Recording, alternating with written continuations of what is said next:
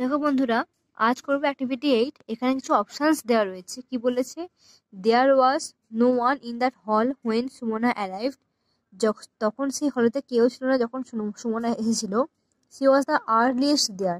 সে সব থেকে আগে এসেছিল। শুন আদার ডান্সার্স কেম। খুব শীঘ্রই অন্যান্য যারা আর কি নৃত্য করবে তারা এলো। Sumana look the dash among the competitors. এখানে কি হবে? এখানে হবে লিস্ট নার্ভাস। এটা ভাই দুয়ের দাগেরটা এইখানে। Her steps were dash then the other girls on the stage. তার স্টেপসগুলো ছিল কিরকম না, মোর কম্পোস্ট, খুব একদম ঠিকঠাক এরকম পারফেক্টের কাছাকাছি।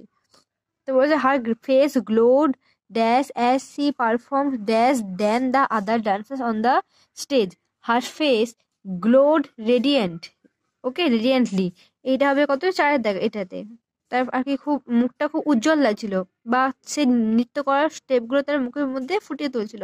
As she perform dash then the other dancers on the stage. খুব ভালোভাবে অন্যের থেকে ভালো নৃত্য করছিল।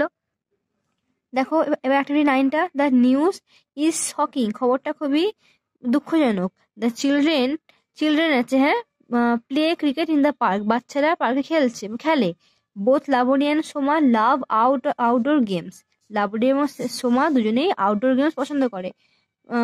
The hotel manager and his staff make the guest feel comfortable. Many women today work outside the home. এখানে কিন্তু সবকে দেখো প্লুরাল আছে। প্লুরালের পরেতে কি হবে না, ভার্বের সঙ্গে এস বাই এস যোগ হবে না, ভার্বের ফার্স্ট ফর্মটাই হবে।